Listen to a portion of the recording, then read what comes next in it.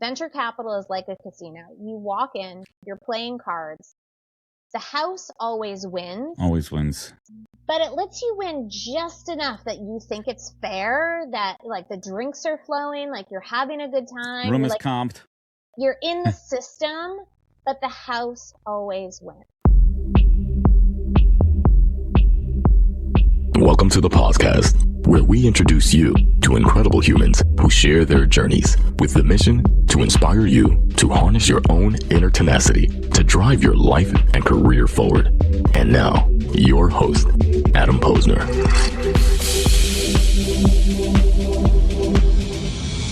Hey, everybody. Welcome back to the podcast. My guest today is Leah Sullivan, entrepreneur, investor, and one of the pioneers of the modern gig economy. Leah founded TaskRabbit in 2008, scaling into a global marketplace, operating in more than 40 cities before its acquisition by IKEA in 2017. Since then, she's become a leading voice in venture capital as managing director, a president VC, and general partner at Fuel Capital, backing more than 150 companies across consumer tech, marketplace, retail, and AI. A former IBM software engineer and passionate advocate for diversity in tech and entrepreneurship, Leah brings a rare perspective from both sides of the founder-investor journey. We have a lot to get into. Leah Sullivan, welcome to the podcast. Thanks so much for having me here, Adam. And thank you for listening to my authentic voice over here. We were joking around. This is actually take two. I had a button pressed for one of my sound effects. Anybody who listens to the show knows that that is not what I normally sound like. So thank you for the heads up on that. I was so stressed out. I was like, are we going to do this for 45 minutes? Is he really doing some kind of weird shtick? Is this like a prank? No, it's not. So thank you for your honesty and transparency. True leadership characteristics. Exemplary right there. So Leah, let's get into it. We're certainly going to talk about IKEA. We're going to talk about the blue bags. We're going to talk about you not getting a lifetime supply of Swedish meatballs. See all these things that we wouldn't have spoken about if we didn't have that little faux pas in the beginning. But first and foremost, Leah, what did your parents do for a living? Okay, so my dad was in the Air Force for 35 years. I grew up near Hanscom Air Force Base in Massachusetts. He is Puerto Rican. He came to the mainland when he was 7, only speaking Spanish, and moved all around the country, lived in Panama, all kinds of different places before he settled in Massachusetts.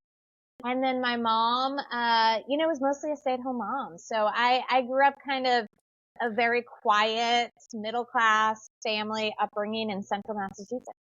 That is so fascinating. Are you fluent in Spanish? A CSE. A little bit. I can understand everything. Entiendo todos, pero es más difícil para hablar.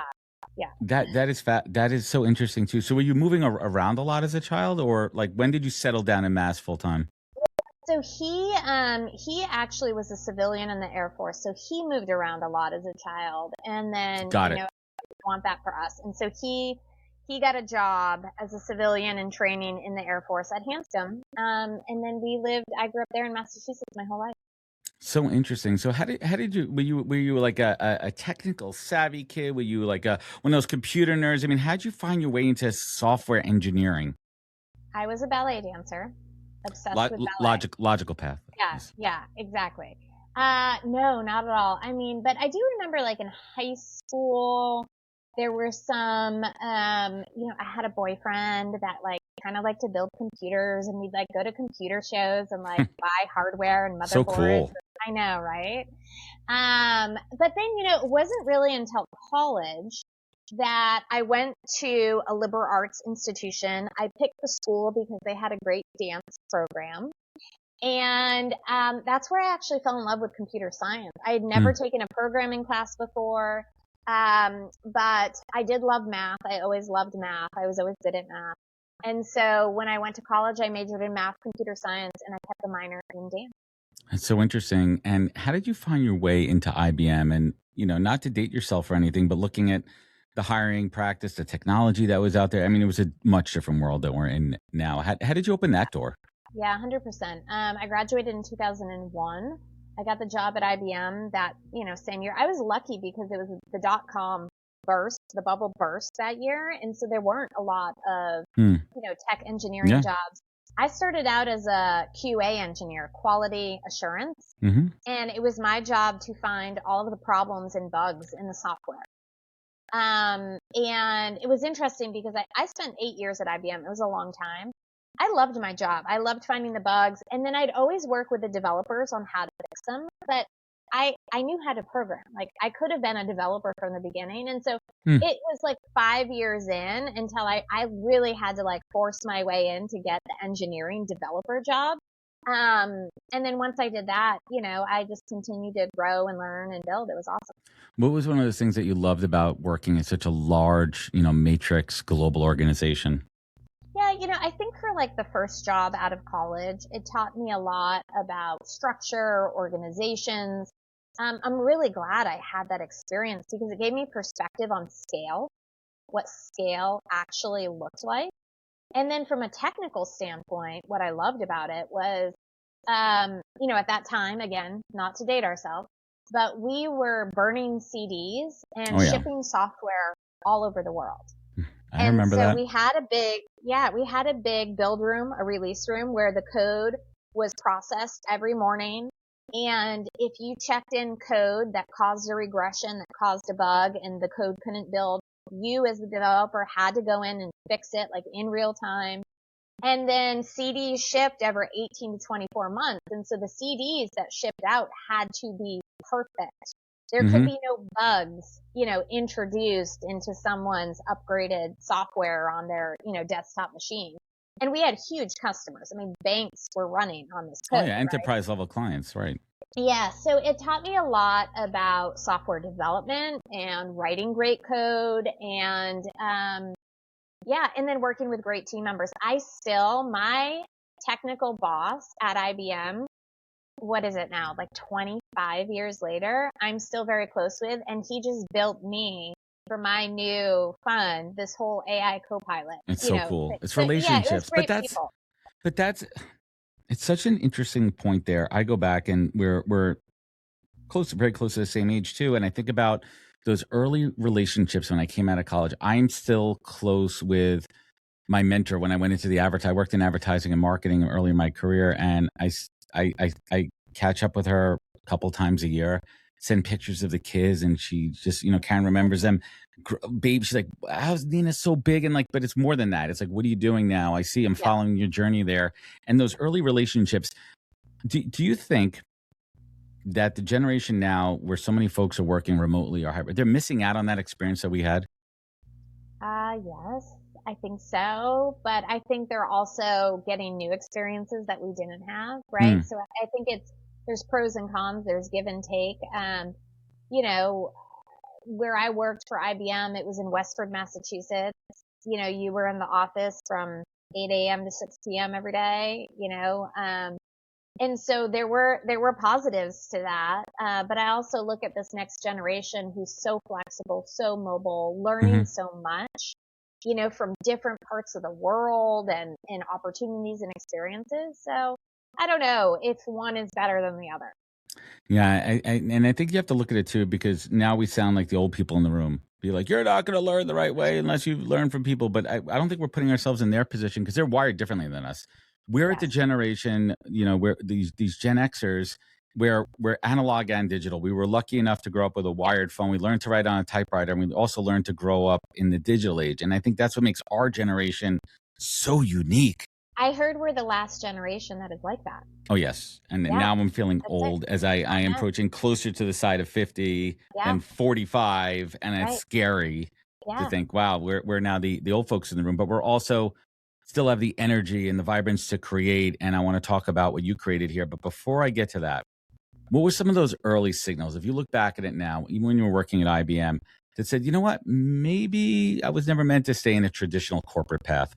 Yeah.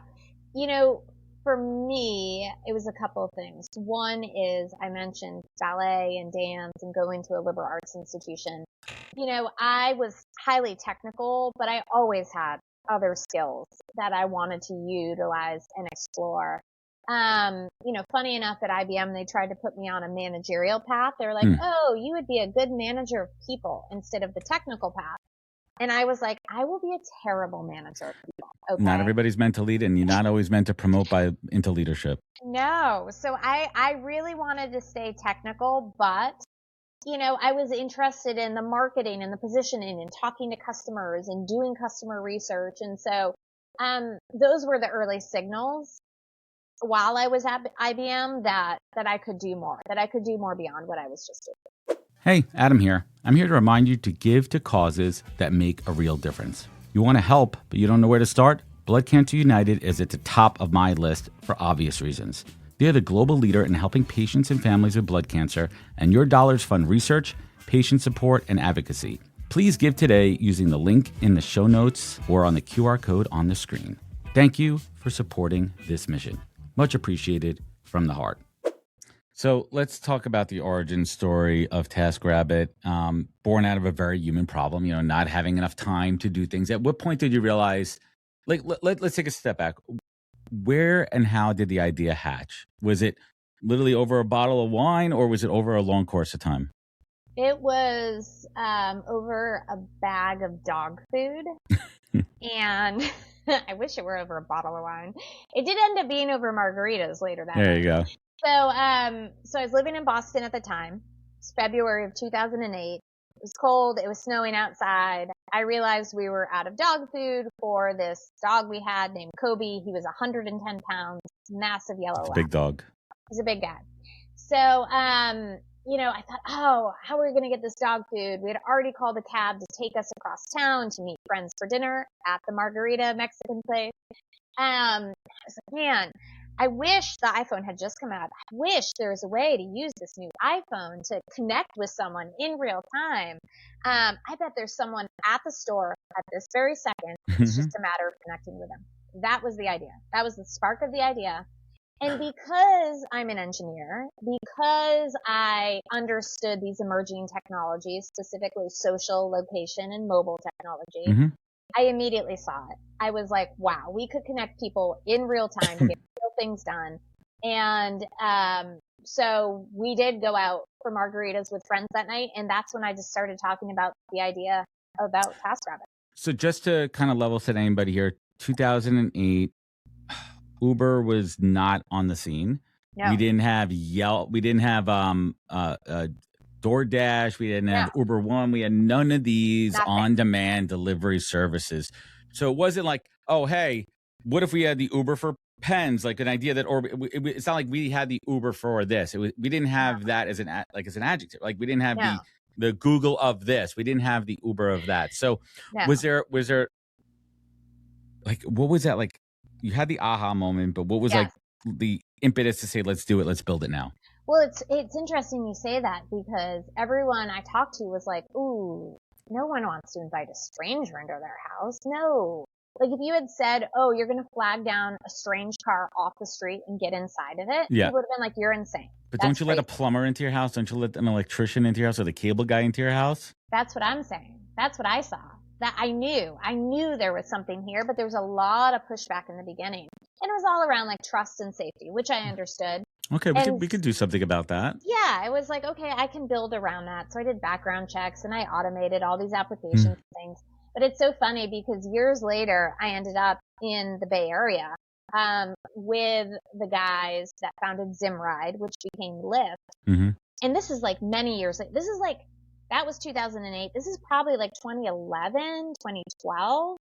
And they were like, we feel like we should launch an on-demand ride share service like Uber. And I was like, cool. And they're like, but we don't have drivers. I was like, well, that we trust? I was like, I'll give you 100 taskers to be your first drivers. And I did. They're verified. They're at least background checked. Yeah, they're background checked. They're verified. You can trust them. And you can trust their driver's license checks, right? So you know that they're good drivers. Exactly. That's how Lyft started. So you seeded their first 100 drivers at Lyft? I did. Yeah. That is such a fun fact. I printed out. Hopefully they give you some equity for that little play. Well, Logan Green is he's an LP in my new fund. So we've stayed, in close It works. touch. It's reciprocal. It all. So like, at what point did you realize you were just building like a helpful app, but you were actually to create an entirely new category of work and labor? Like, when did that click? I mean, that really clicked when the stock market crashed 4 months later and everyone was being laid off work. So I ended up quitting my job at IBM June of 2008, had the idea in February. By June, I left IBM to build it. by September, we were in the Great Recession. And I was like, whoa, I just left my cushy, high-paying job at IBM. Yeah, what did I do? But it turned out to be the best time to start a company like TaskRabbit, which was giving people new ways of making money and new ways of working. And I was like, wow, this is the moment. Like, this is when the future of work changes. Yeah, and I'm helping. You're helping people. You're helping create an economy. That's so crazy. I mean, was there like a milestone moment when you're like, all right, this thing is real, it's picking up traction? Was like at a number of users? Was it a revenue point? It was mostly, at that time, we were only live in one city, Boston, where I was living at the time. And I think once we got the San Francisco market open, and we had 2 markets open, and we saw tasks being posted in both markets and even across markets, I was like, okay, this is going to work. There's something here. So let's talk about that. Like, building a marketplace business is notoriously difficult because you need to solve for supply and demand at the same time. What were those hardest moments, you know, in those early years when you generally didn't know if it was going to make it, or did you know it was going to make it out of the gate? No, like every day I thought we were going to like fail and die and like run out of money every day. No, so I think it was, you know, it really came down to, everyone always asks me, oh, it must have been like a chicken and an egg problem. Like, how do you start a new market? It's a cold start. And so I kind of learned early on, like, you have to start a new market with supply, with taskers. So I'd go out, I'd recruit founding taskers for a market. I'd vet them, background check them, get them onboarded. And then I'd start layering on demand. That was the customer side, the people posting jobs, people paying money to the taskers. And so it became this very formulaic design, but it was not easy, and it was constantly changing. I had a board member that was the president of eBay at the time, Lori Norrington, and she used to tell me, you know, building a marketplace is like a game of whack-a-mole. You hit one, you know, little creature down into its hole, and then another one pops up over here, and it's just constant. And that's what it was like building that marketplace. Well, it's almost also like, I mean, Craigslist was a thing at the time too, and not Facebook Marketplace yet, which is kind of an evolution of like people offering services. But it's almost like you go to the supermarket and it's like, need a handyman. And now you're taking analog and you're bringing it onto the digital space. And it's still there. I mean, I was in the supermarket the other day and there was a thing for resume help. And I'm a recruiter by trade. And I'm thinking about that for a second. I'm like, oh, should we go back to that? Like, where are those lessons learned in the analog side of it? But now you're bringing it to the real world. But let's talk about that. Let's talk about the future of work, and how has your perspective of the future of work changed over time? I mean, the conversation about gig work today is incredibly polarizing, right? Like flexibility versus sustainability, freedom versus, you know, worker protection. So having been at the center of that evolution from the beginning, how has your perspective changed? So there are an immense amount of positives to the flexibility of work and working, having a lot of jobs, working for different people. It diversifies your skills, abilities, your portfolio. The problem still remains that the infrastructure around healthcare, around benefits, around vacation is all based around a W-2 infrastructure for employers only. And that's one-sided. That is a government problem. That is not a people problem, right? And so it's kind of crazy to think. I mean, what has it been, 15 years since I started the company, that like the government infrastructure has barely evolved enough to support this new way of working. Like, it needs to continue to evolve. I mean, the only evolutions there, if you look at like LLCs and different variations of S Corps and C Corps and different ways from that. I mean, I've been a 1099 for the last 11 years of my own company, and I really fully now understand the benefits of it and the tax brackets. But a lot of folks out there, because we're almost institutionalized to think that we have to have a full-time job. Yes. We have to be doing it in this kind of structure. And then once you step out of your comfort zone, and let's be mindful about this, I'm going to put a big caveat. The W-2 workers, most folks have, they're trapped there because I have my benefits, I have my healthcare. Mm-hmm. And there's a lot, yes, healthcare is incredibly expensive, but there's lots of options if you have to do it on your own. There's also lots of options around healthcare, without going down a rabbit hole here, that aren't as expensive, right? There's communal healthcare. There's other types of options out there. But I think that big government and big business does a job of kind of suppressing those messages. That's just my little soapbox moment. I totally agree. I don't know if you meant the rabbit hole as a pun, but I'll take it. No, I did not. But yes. And, that's why companies like TaskRabbit and Lyft and Uber and DoorDash and others, have really tried to provide, like discounts on benefits, portable benefits. Like, how do you take care of your team? We're all trying to figure it out. But, the current infrastructure of the government does not make it easy. No, it certainly does not. Well, how did you go about that in the beginning too? Were you, I had to imagine in the beginning you were personally doing a lot of the vetting. Like, how long did you do that for before you started to scale the team? Like, so you defined the process and the standards for how you evaluate. So essentially, you defined the hiring practices. Yeah, I mean, I was the first TaskRabbit as well. So I would run jobs around Boston myself, and that was great because I learned what that was like and what sort of, user experience was needed for these taskers, how much they should be paid, all these things.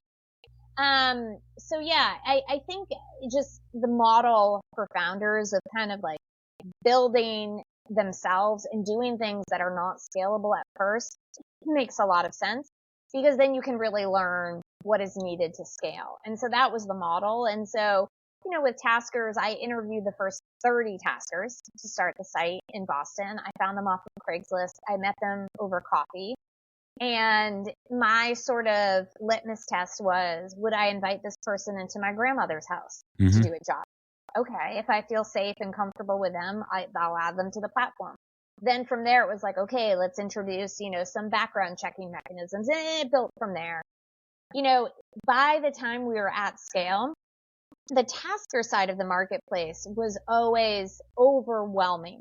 People wanted to find new ways of work, new ways of making money. And so the challenge actually became just trying to like triage through the noise down to the best of the best. So we like constantly added like more hurdles and more applications and do a video interview and more things because we had to whittle down the pipeline. Well, there's two sides of it too, and I definitely don't want to go into this at all. I'm sure as you scaled in big, there had to be incidents. It's just law of averages there, and that's something that you have to take on. Like, how do you not take certain things personally like that? I mean, or do you? And that's part of the business. 100%. I mean, we don't need to talk about any situation. All I'm saying in general, like how does that sit with you as a founder? Like, you're creating something that's allowing somebody into somebody's home, and pardon my French, shit's gonna happen. It's just law of averages.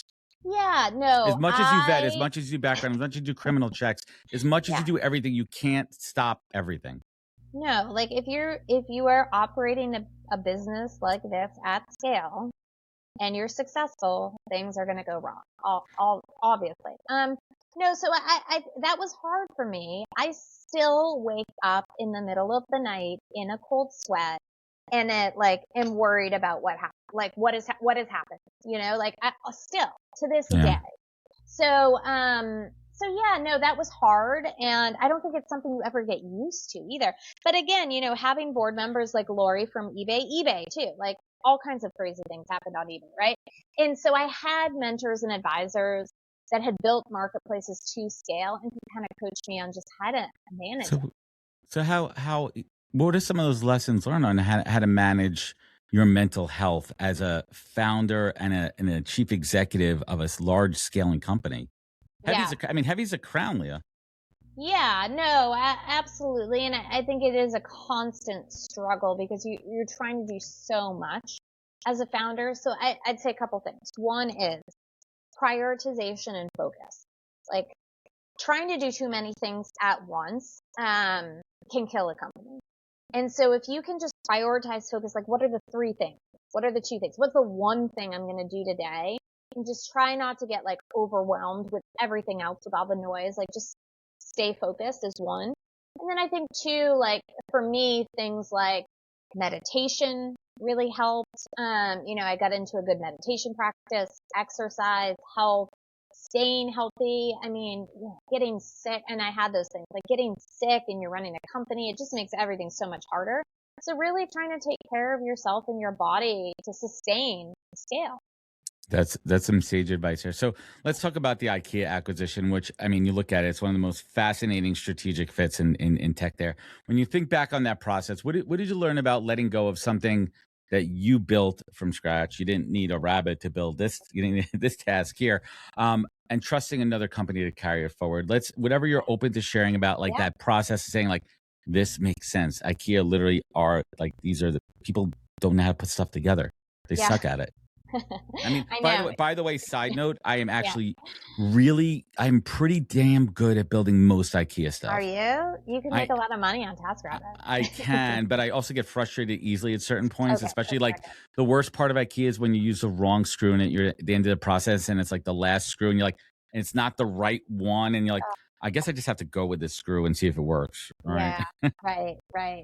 They give you pictures. You can measure it on the instructions.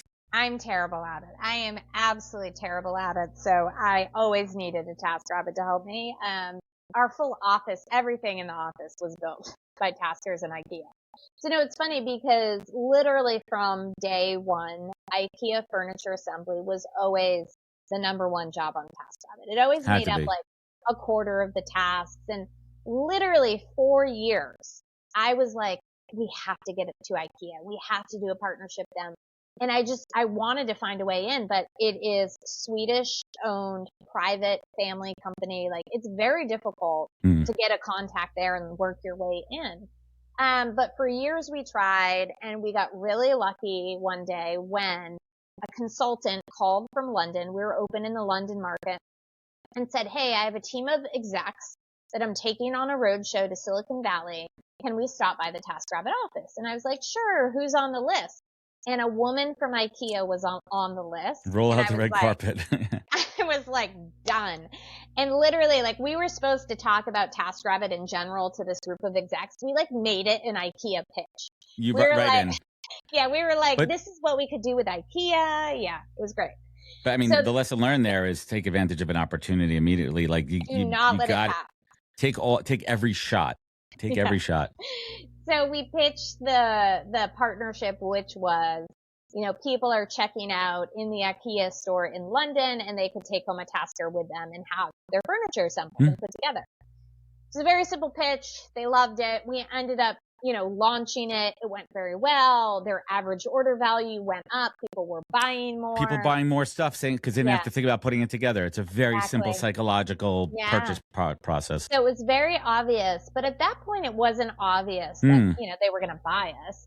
And so, we actually, got into a process with a few other strategics as well. And IKEA came in too. And for me as the founder, the most important thing was feeling like I was going to turn the keys over to this baby that I, for 10 years had cultivated and scaled, and that there was a strong fit around culture, vision, and values. And IKEA has that. And so, it became very clear during that process that they really loved what we built and it really fit into their ethos as well. And we've seen that play out because, as a founder for me, it was like, I always wanted to build something that lived beyond me without me.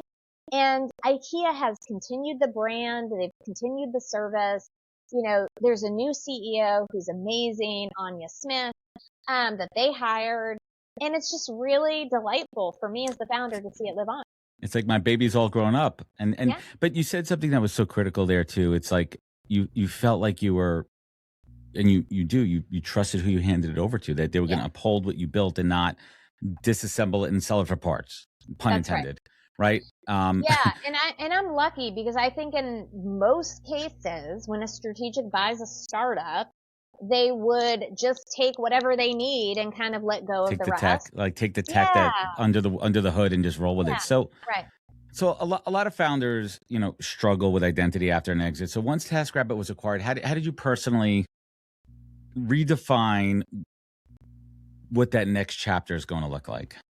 I mean, I struggled, Adam, for a while because, I remember sitting with a group of CEO friends, and I was like, my identity is TaskRabbit. Like, what do I do now? And I'm not going to be relevant. And it's like, I want to continue to bring impact to this world, but how do I do that without TaskRabbit? So it was a struggle. I ended up, going over to the venture capital side. And what I realized in doing that and it took some time. It took years. It took a few years. Doesn't happen overnight. No, it was like every experience I had in building TaskRabbit now influences how I work with founders, what founders I choose to invest in. Like, it gives me a lens on investing that is unique, that a lot of other investors don't have. And so I finally realized, I was like, okay, well, the TaskRabbit experience wasn't my identity. And it also gave me a unique experience that allows me, to help founders now. And so, it took a while to kind of navigate all that, but I love being on the investing side. I love working with founding teams at the earliest stages. So, I mean, you've gone now from founder to investor, which changes the lens you look through. So when you sit across from a founder today, Leah, what qualities or instincts do you recognize immediately because you live those? Like, what are those looking in the mirror moments? Like, that's what you need to succeed. I think the number one thing is something I call founder market fit. And it's like, why are you specifically sitting in front of me, pitching me this specific company? Like, what is your story? What is your journey? What brought you here today? And it's looking for that resilience because, as you know, building and founding a startup is incredibly difficult. Very few make it through to exit. And I'm looking for someone that's not just going to work their way around walls. I want them to break through walls to build this company. And so, hearing their story about why, the why behind the product in the market is really important to me. I love that. We could sidebar on that offline about how I'm starting to frame my mindset around that as I move into some advisory roles in my world too. And let me ask you this. Do you bet on the jockey or do you bet on the horse? Oh, you always bet on the jockey. At the earliest stages, it's all about the people. It's about the founder. It's about the team. The horse can change. But you got to believe that jockey is going to take it all the way through. I love that. So you launched Precedent VC in a market where fundraising, venture capital, economics, everything has shifted. What precedent are you intentionally trying to break with this fund and your approach to investing? Yes. I love that question because there are so many. I like to think about the venture ecosystem as a casino. Venture capital is like a casino. You walk in, you're playing cards. The house always wins. Always wins. But it lets you win just enough that you think it's fair, that the drinks are flowing, you're having a good time. Room is comped. You're in the system, but the house always wins. And so, I created Precedent VC to really invest in the next generation of category defining, precedent setting teams and companies that are specifically building for the consumer. I love consumer. I love consumer brands and apps and experiences. And I feel like right now with AI, we're at this inflection point with technology, not unlike the place we were, the social location and mobile, when I founded TaskRabbit, where the consumer experiences are just completely shifting and disrupting. And so that's what I'm mostly excited about. And I'm excited about, disrupting this venture ecosystem where the house always wins. What does it really take to break precedent? Not rebellion for its own sake, not hustle, not a perfect plan. I'm Leah Sullivan, founder of TaskRabbit and host of Breaking Precedent. Each episode looks at the moment someone stopped performing the expected version of success and started building what was true. Guests include Nastia Lukin, Tamara Rojo, Christina Tosi, and DJ D Nice. Subscribe to Breaking Precedent wherever you get your podcasts. So I love that analogy there. So Precedent Collective is such an interesting concept because it feels bigger than just capital. It feels like this community infrastructure for founders. Why do you think founders today really need community and trusted networks more than ever before? Is it because of this noise going through our ears and faces of AI everywhere? Or are we losing that human connection? Why is community so important? I mean, it's just so hard to break through right now. And so the Precedent Collective is really designed to be this overarching community and ecosystem that includes not just the fund. The fund is capital, and that's great for founders. But it's my podcast, Breaking Precedent, where I'm interviewing leaders across all industries, not just business and tech, but artists, politicians, activists, etc. Isn't it fun? It's so much fun. It's so much fun. I love it. So, like, that's where this all started. I needed a creative project, and it's been so much fun. It is fun. And then I have a book coming out under the same name in 27 that will roll in some TaskRabbit stories about the gig economy, how we changed the future of work, but include other people's stories as well. So the whole concept is like, let's give people a framework to break through. Let's show them how others have done it across industries, and then let's give them some capital to actually go for it and do it. I absolutely love that. So let's just a little quick chat about your podcast. How long you been doing it for? How many episodes? So let's see. I just wrapped season 2. I have one more episode being released with Eric Reese with his new book, Incorruptible, next week. 45 episodes across a couple of seasons. Thank you. And I've just started recording for season 3 now. I love it. I'll give you the advice that I received when I was around episode 40. I just released episode 540. Keep going and set goals. Like, so when I got to 20, someone said, try go put 50 on your target, then go to 100, then 200. And I haven't stopped. And I look at that as just consistency. And if I look back at my entire career, that's like one of the things I'm most proud of being consistent at one thing. And the other part too is the doors that it opens up, the conversations. If I didn't have this podcast right now, you and I would not be talking. Who knows where this relationship may or may not go from this, what doors it may open. So while you're doing this podcast, what is one of those surprise aha moments or aha guests from the recent season? Oh my God.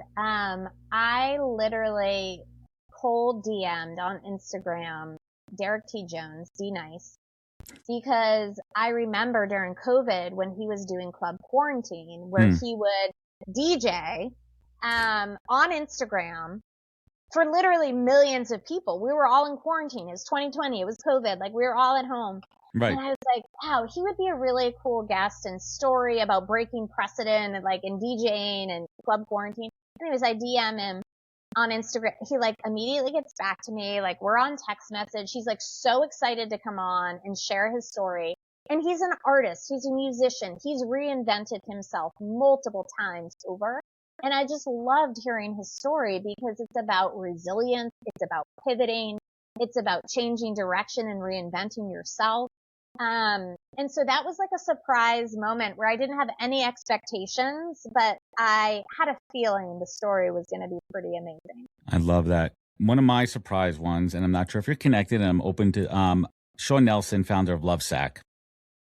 And I was connected through a mutual friend, and not only was he an amazing guest and shared his story and journey, but now we've actually become friends, and he's been a mentor to me in so many different ways. And you never know what doors are gonna open. And the big aha unlock for moment for me was I sat back recently and I'm scanning on my Google Doc of all my shows and everything, and I'm like, holy shit, I've literally built my own masterclass for myself. And I learned through osmosis. I do like to read, but I have 2 kids. I don't have as much time as I used to. But for me, it's all in here and having conversations with incredible, accomplished folks like yourself. So, Leah, what's exciting you these days? And you don't have to name any of your investments, but generally speaking, what apps, what tech right now you're like, this is cool stuff happening right now. My eyeballs are on this. Yeah, I'm seeing so many amazing deals come across my email, come across my desk in the digital health space, women's health, health tech. I mean, AI is just a huge disruptor in that space because there's so much unstructured data and then so much you can act on. And so I'm really, really excited about those opportunities. What's keeping you up at night these days? 4 AI. children. My 4 children now. Let's see. What's keeping me up at night these days? Yeah, I think, sometimes I will still have the TaskRabbit nightmare, but that's not frequent anymore. Thank goodness. Thank God for therapy. Yes. Yeah. Thank goodness for therapy. And so, I think now it's just, I'm excited about my book coming out. I'm still writing it. And so many times, like, I'll have ideas at night. I have like a whole list, like in the middle of the night, I keep a pad of notepaper. I don't even know what's on this paper next to my bed.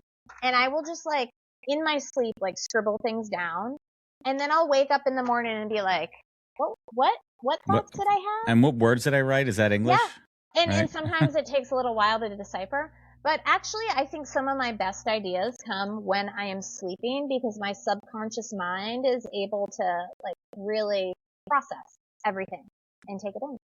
I absolutely love that. So, Leah, last but not least, you look back at your life, you look back at the journey, growing up in Massachusetts, finding your way, as a ballet dancer who somehow ended up at IBM, hatching this brilliant idea that turned into a new way to work, establishing the gig economy and empowering so many people on all sides of it too, and to where you are now, working with founders and now helping folks build new companies and new dreams. Leah Sullivan, how has your definition of success changed? How do you define it today? Okay, so I have a very strong philosophy around this, which is winning versus success. And I define winning as putting points on the board, revenue, metrics, great. Like you're winning in the space. I never knew with TaskRabbit actually if we were going to win in the space, but I always knew we'd be successful because of the stories and the connections and the impact we were having. And I think as I look at my whole career and, everything I've worked on, like success for me is actually setting those new precedents, which means bringing people along. When you set a new precedent, when you break a precedent, that means you're creating a path for others. And that is what I have tried to do my entire career. And that's what I continue to do with this new fund and the Precedent Collective. And so that's how I define success. Like how many people can I bring along? I absolutely love that. Leah Sullivan, I want to thank you so much for joining me. I'm going to hit the right button on my mixer here today. Thank you so much for joining us today. You can connect with Leah on LinkedIn. We'll connect it in the show notes as well. Check out our podcast, breakingprecedent.com. We will link that up as well. And everyone listening, if this show meant something to you, leave a review. Rating it goes a long way. Sharing means caring. You know where to find out more on thepodcast.com. We're trying to beef up our YouTube. Please go to youtube.com/thepodcast. Follow, link, subscribe. Remember, be good to yourself, be better to others, and we'll catch you next week for another good episode of the podcast. Take care, everybody. Wisdom is forever, but for us, it's time to go. Thank you for joining us. Luckily, we'll be back with our next episode soon, jam-packed with more incredible humans. Thank you for listening, subscribing, and sharing. To join the conversation, search the podcast on LinkedIn. And to catch up on past episodes and more info, please visit www.thepodcast.com.